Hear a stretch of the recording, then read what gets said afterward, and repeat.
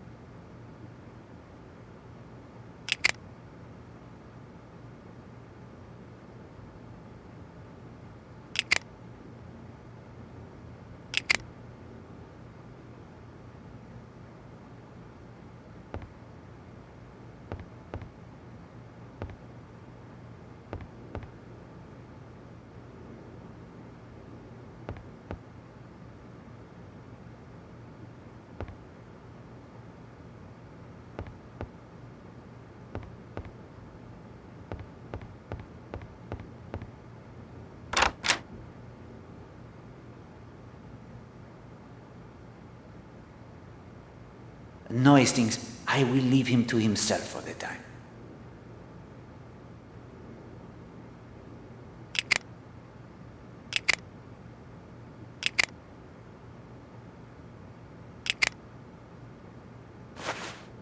Can't say I see much point in hanging on to a magnetic sliver of metal, but you never know. As you say, Hastings, you'll never know.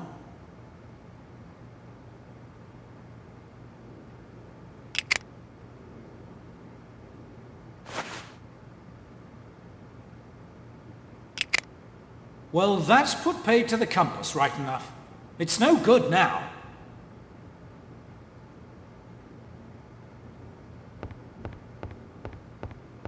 Here is your compass, Monsieur Blatt. I thank you for allowing me to borrow it. It's about bloody time, too.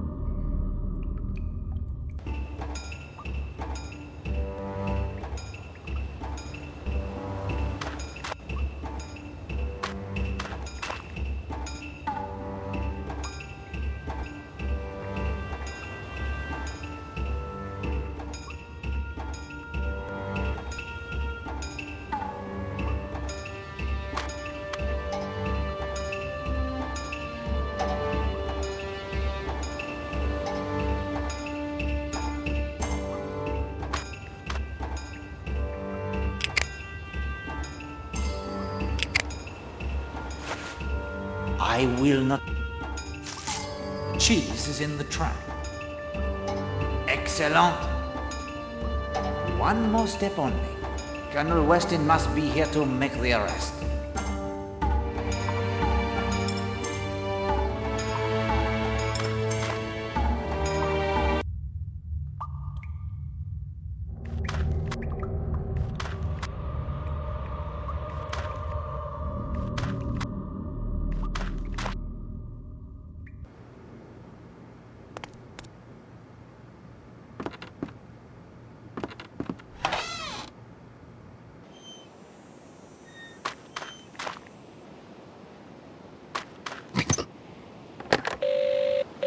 Hello?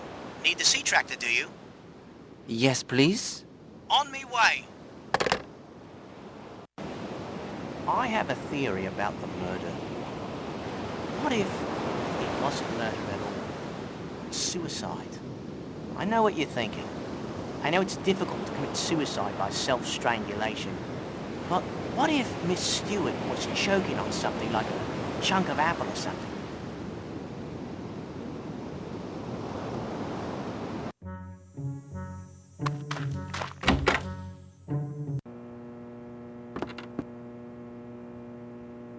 You seem in a very good mood, young man. I'm about to make 10 quid, and won't Gladys be pleased? What is the source of your good fortune? It's the funniest thing.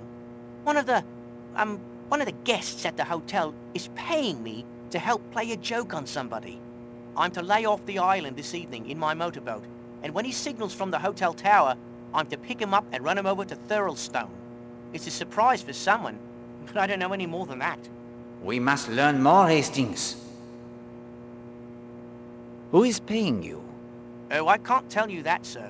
I gave my word, and he wouldn't pay up if I said. When is this joke to take place? I've no idea. I'm just to wait off the south side of the island until I see a signal from the tower. Then I head into Cutter's Cove and pick him up. The lantern missing from the safe. It is now explained. Is it far to Thurlestone? Oh, no, sir. Just a short run across the bay. Easiest money I've ever made. And what is the signal? Oh, sir, I'm not sure I can tell you that. Where can be the harm? You do not reveal the name as you promised after all. There is another 5 in it for you. £5, Hastings. I think you would not be so free with the money if it were yours. All in a good cause. 5 quid more? This is my lucky day indeed. Here you are, my friend. £5 as promised. Much appreciated, I'm sure. It's just a signal with the light. 3 short flashes. Quickly, Hastings. Consult the codes in your notebook. Choose one that will be the joke on our adversary.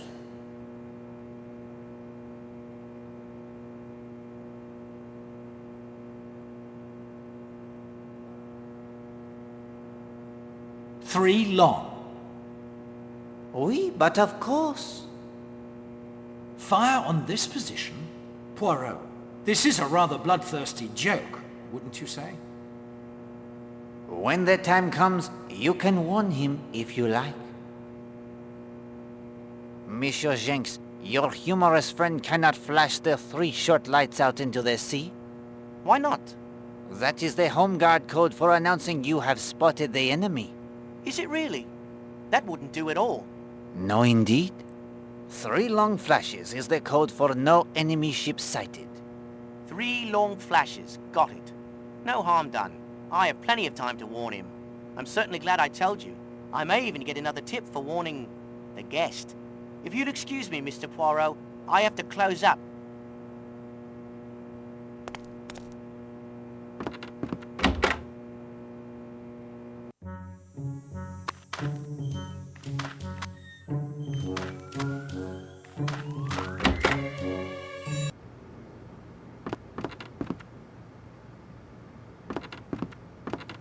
Hello, Poirot.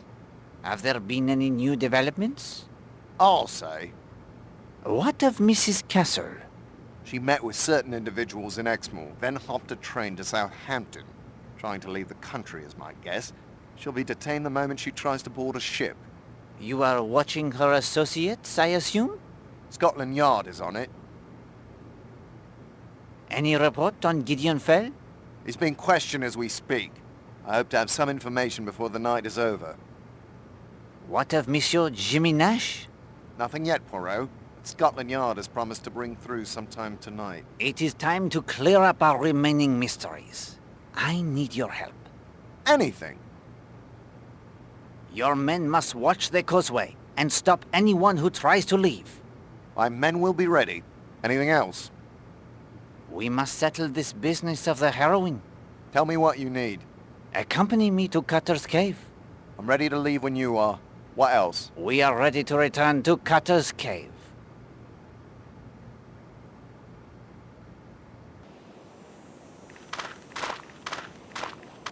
Colonel, perhaps you should descend to Cutter's Cove by the ladder. I will ask Mademoiselle Brewster to conduct me there. Why don't we both take the ladder? Tell him the smugglers might try to escape by boat. If the smugglers try to flee by boat, I shall be ready. If they try to make their escape via the ladder, you will be there to apprehend them. On my way. Thank you, Hastings. You appreciate my suspicions of the ladder. The sea, it does not appear too rough. Poirot, you can't fly to Cutter's Cove. Fly? No. Flying is not for Poirot.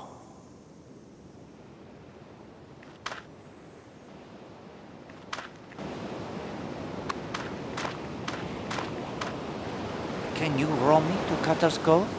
Mr. Poirot, after your efforts to find Millie's killer, I'll row you any time you like. You need only ask me. Climb in.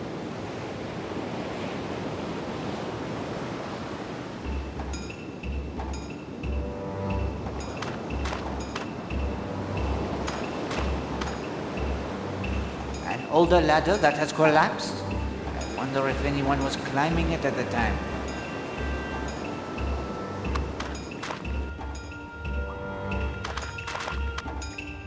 I say, the heroine is gone.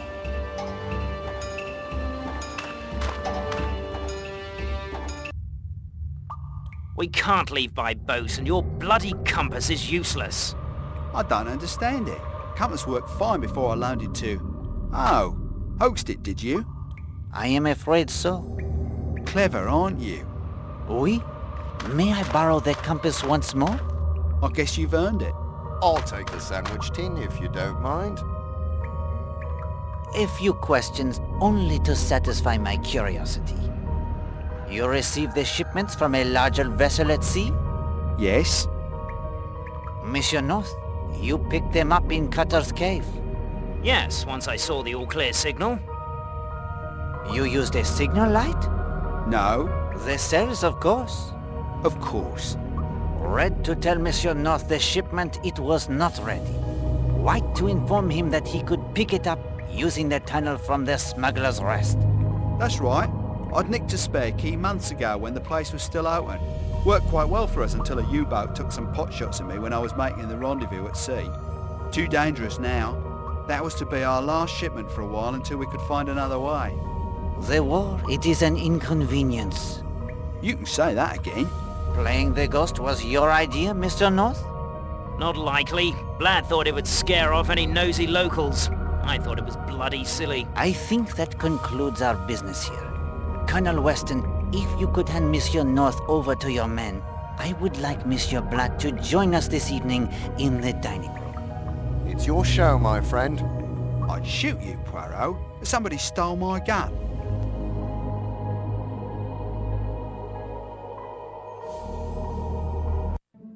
Bien, Hastings.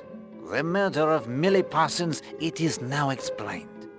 The fifth columnist has fled and will hopefully lead Scotland Yard to other traitors. The practitioner of the voodoo has been revealed.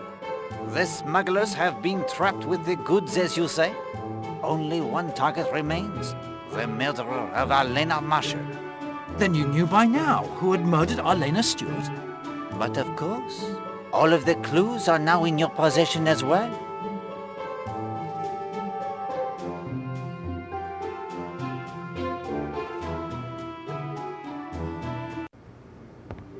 Hastings, the time it has arrived. The crowning glory of any case. That sublime moment when the spotlight shines down. A hush descends upon the audience, and all eyes turn to Poirot. Tonight, however, the stage, it shall be yours. Some will listen in relief, others in anger at what must be revealed. And some will listen in fear as the net of truth slowly, inexorably tightens about them. Now, one thing only before we begin. Do you wish Poirot's help? I can whisper in your ear and guide you. Or, if you feel brave, I will sit back and let you present the case your own little grey cells have constructed for you. What then is it to be?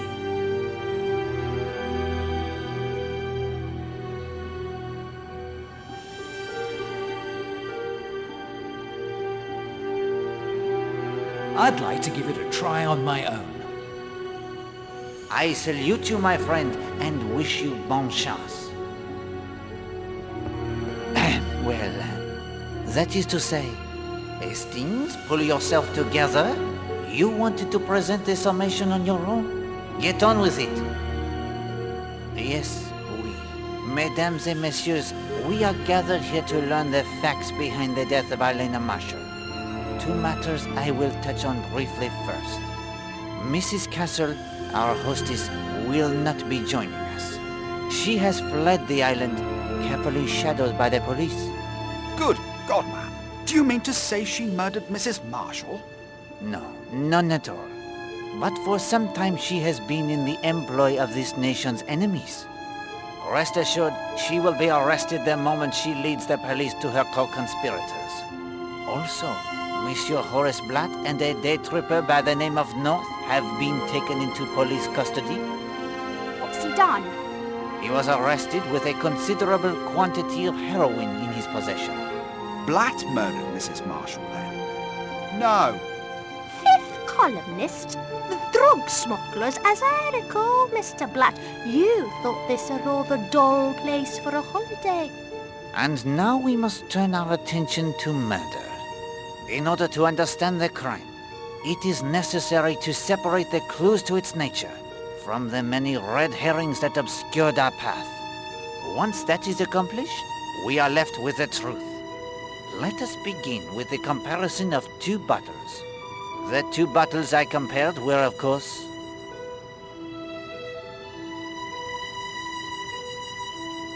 Perfume bottles. I speak of the two perfume bottles. The first bottle was in Madame Marshall's bath. She had applied the perfume before leaving on her float this morning, as I myself remarked. Why would she need a second bottle? And why was it found in the cave? Next, we come to another comparison. And for this, we owe much to the expertise of Mademoiselle Darnley. 3 pieces of green fabric. A torn piece of fabric was found near the cave in Cutter's Cove. Another piece of green fabric was found in the fireplace of Linda Marshall. They appeared to be the same fabric as that of Madame Marshall's hat. In fact, Mademoiselle Darnley was able to tell at a glance that neither was the silk from the hat. I will now turn to another curious incident of this morning. Someone threw a bottle from the hotel balcony. It narrowly missed Mademoiselle Brewster. Why dispose of an unneeded bottle in such a fashion when there are convenient dustbins? The contents of the bottle was also surprising. Artificial suntan. Testing proved the bottle it had contained artificial suntan. But the weather, it has been most agreeable. The sun, it shines every day. Who would need such a thing? Then there was the contents of Madame Marshall's flask. Trianol. Her coffee was laced with a heavy dose of the sedative Trianol. Instead of reviving her, it would almost certainly have put her into a deep sleep. Taken separately, the clues, they mean little. But together, a bath where there should have been none, duplicate perfume bottles, fabric for the hat that is very much alike, yet not the same, artificial suntan when the sun, it shines brightly. These suggested at once to me a single thought alone.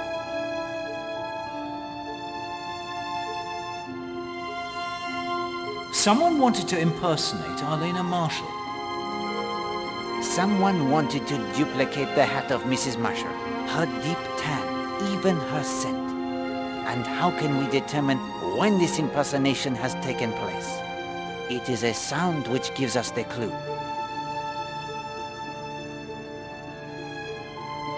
The sound of running water. An odd thing, that running water. It was heard both by Poirot and the maid Gladys Narracott. It was very late in the morning for someone to be taking a bath. And as I observed when I had occasion to use my own bath yesterday at an unusual hour, the sound, it is very noticeable in a quiet hotel. Why would someone need to run a bath so late in the morning, if all had already risen and breakfasted? Poirot's shoes begin to fit you, Hastings. to remove the artificial suntan. To wash off the artificial suntan, perhaps? The bottle, of course, it is thrown into the sea after the suntan is applied, narrowly missing Mademoiselle Brewster. It becomes clear, does it not, that someone impersonated Madame Marshall this very morning, very near to the time of her murder. But why? To provide an alibi for the murderer. Précisément.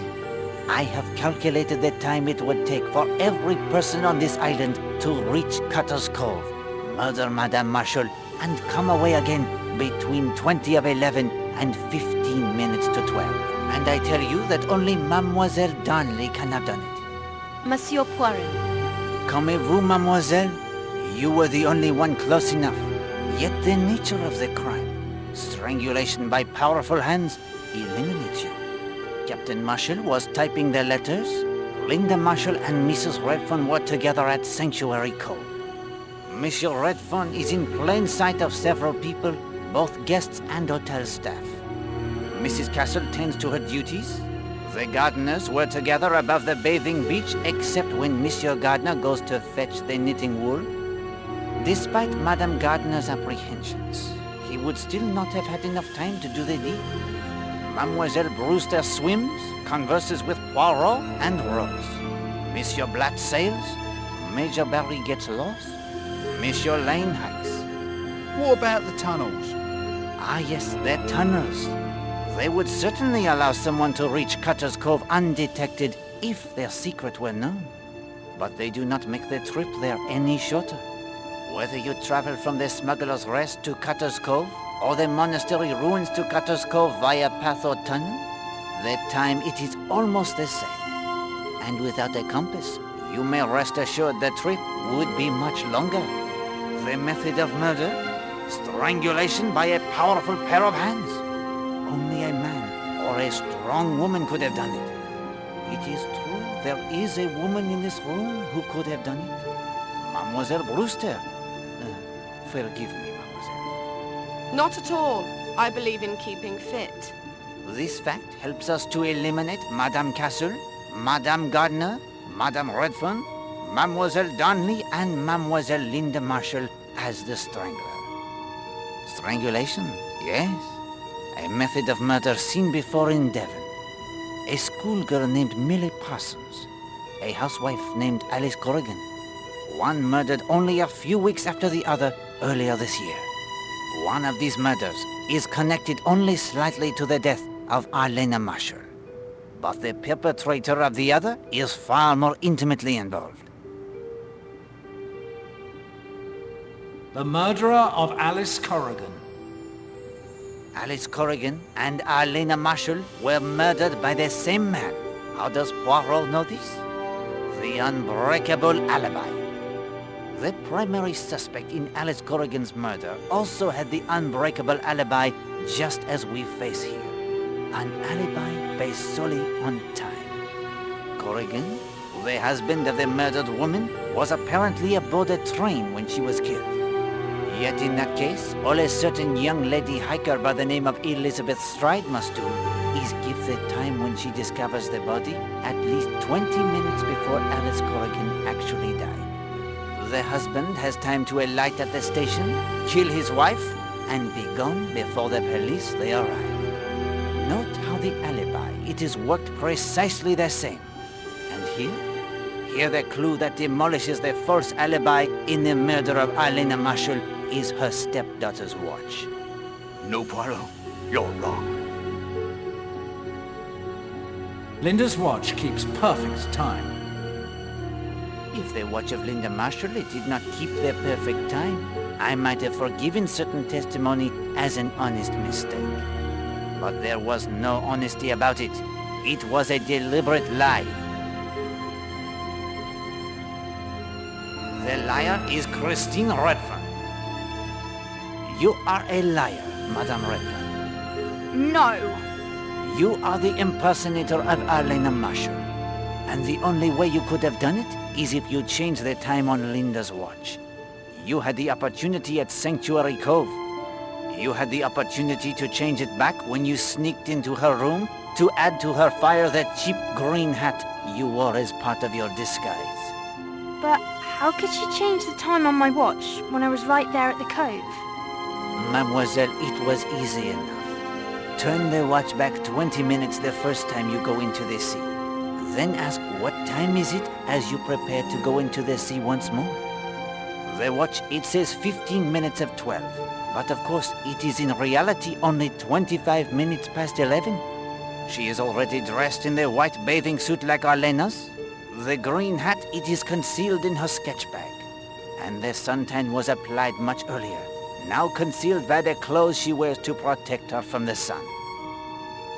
At 11:20, Madame Redfern, she hurries to Cutter's Cove, a journey of no more than 15 minutes. I have timed it myself. She finds Alena unconscious from the drugged coffee and pulls her into the cave. It could not have been easy. She spilled the coffee.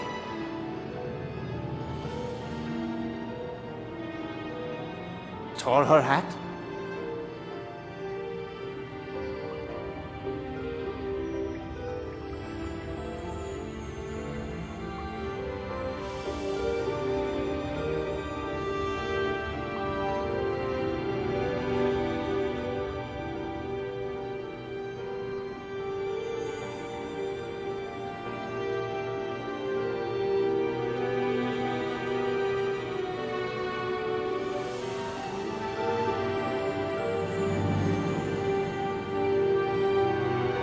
She has but a few moments to dab herself with Alena's perfume and compose herself before the rowboat with Patrick Redfern at the oars and Emily Brewster in the bow rounds the headland into Cutter's Cove.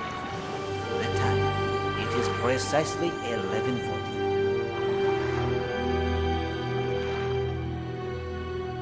You have no proof of any of that. Why would she do such a thing? She loves you, Monsieur Redfern, as you love her. Have I not agreed it is so? Mr. Poirot, you're saying that the woman I saw lying there was Christine Redfern and not Arlena Marshall? Oui bien. A little play artfully contrived for your benefit. Each step you were led. Each step you thought you saw what you were supposed to see. Then after you left to go get help,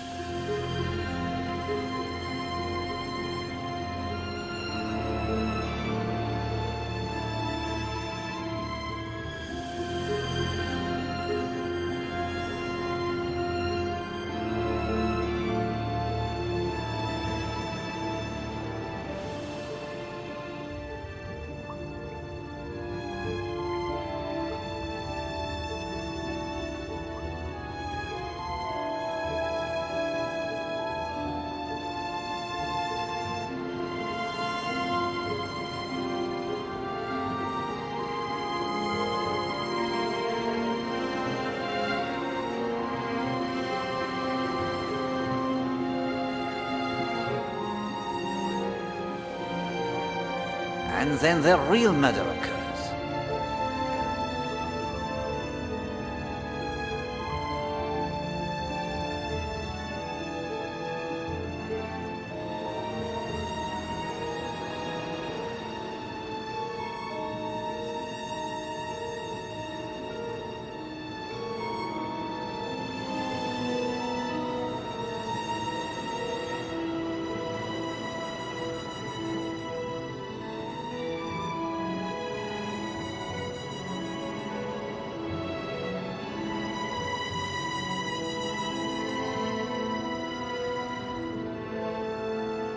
Now, of course, it is truly 15 minutes of 12.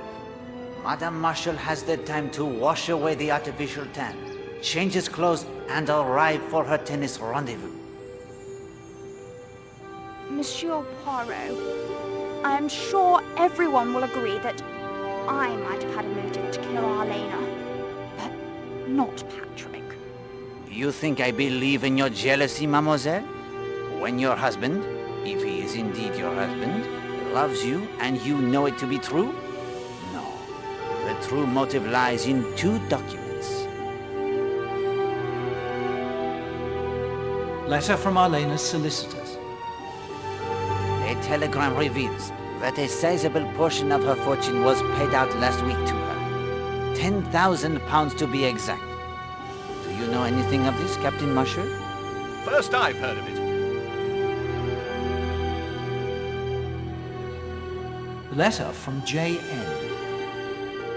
A letter from a former admirer named Jimmy Nash gives us an insight into Mrs. Marshall and her relationships with a certain kind of man.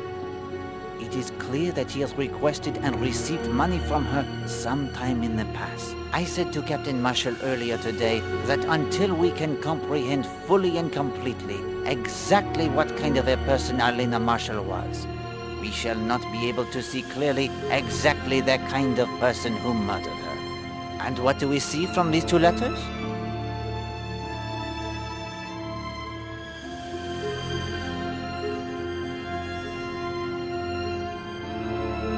Arlena was taken advantage of by men she was attracted to. Arlena Marshall was a woman who needed to be admired, adored. It is true. But what was the result? She was fair game for a certain type of man who takes advantage of such women. Just as Jimmy Nash convinced her to give him money, Patrick Redfern did the same. And I know as surely as I know anything, that before Jimmy Nash there was another such man, and before him another. Arlena was not a predator. She was the victim. That is her character, and that is the character of Edward Corrigan, the man who killed her, just as he killed his wife Alice for her inheritance only a few months ago. No proof whatsoever. Oh, I don't know about that. Here's something even Poirot hasn't heard yet. Although knowing him, he expects it. I sent a photograph of the two of you he borrowed from your suitcase to the Brixham police. Allow me to make this small deduction, Colonel. They have identified you as Edward Corrigan and Elizabeth Stride, the young woman who found the body. Bravo, Hastings! I could not have done better myself. Thanks, old man. That's dashed kind of you. Oh, well, that's torn it. Edward, don't be a fool.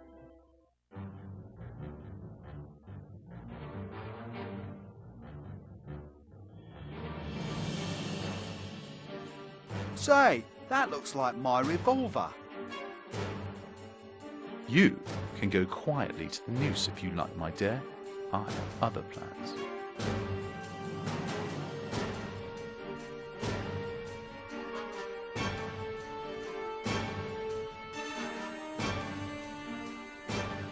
Poirot?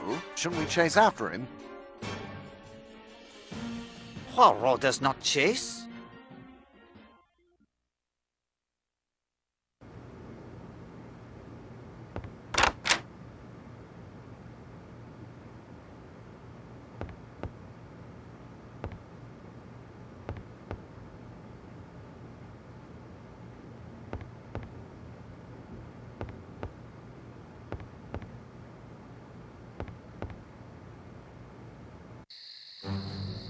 You damned, interfering, lousy little worm.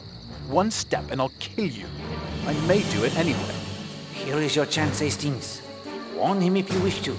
Try not to get Poirot killed, please. Do not signal with the lantern. And why not?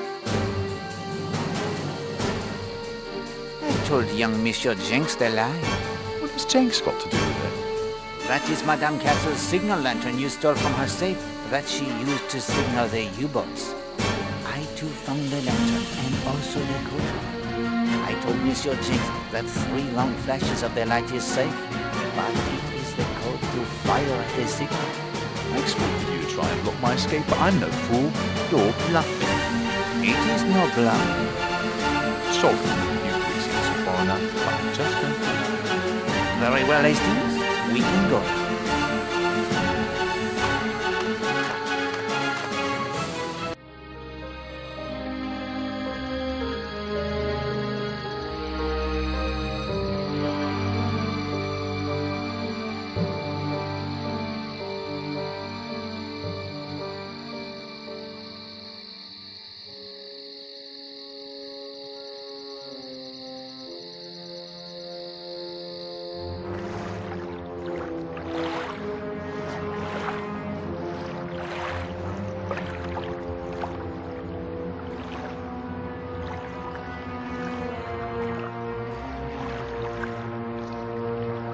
Right. That's the signal.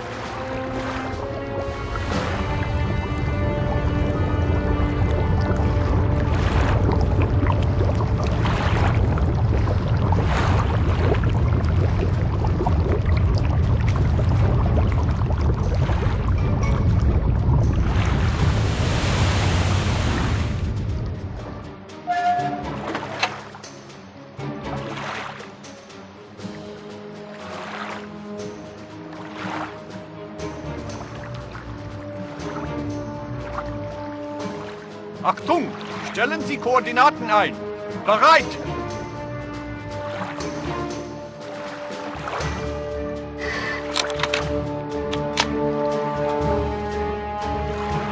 Ziel!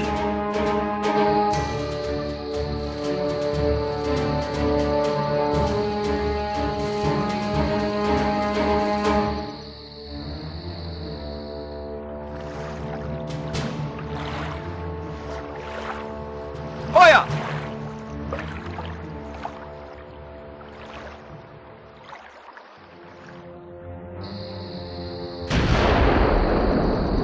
Hell.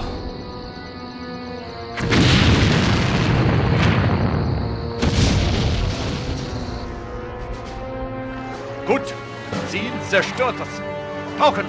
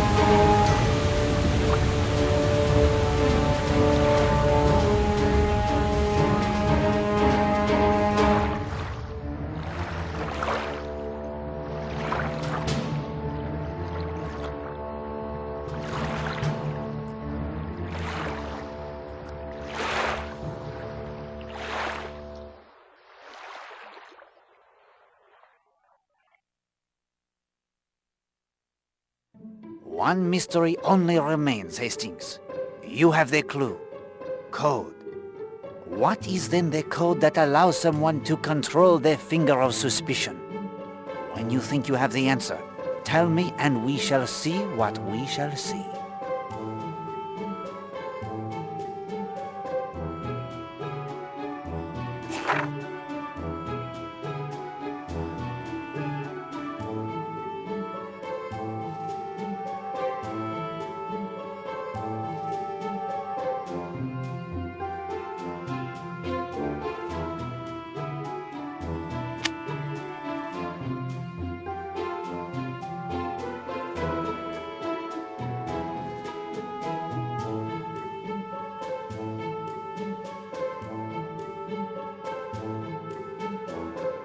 Ebian, my friend, if you think you have the code, dial it into the telephone.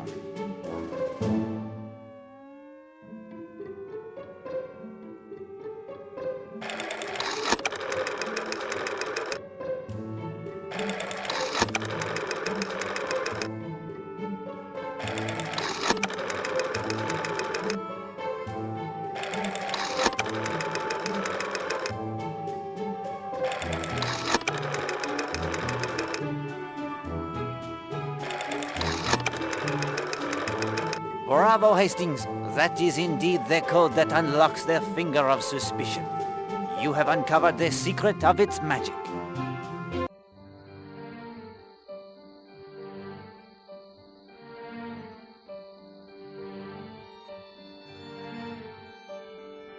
The case, it is now complete, my friend. You have walked in Poirot's shoes. Poirot, I'll be honest with you. Now that I've given it a try, your job is not as easy as I thought. But thank you for the experience. I am proud to be your friend. And I am honored to have you as mine, Hastings. We have passed the hours most agreeably. Yes, I thank you for that too.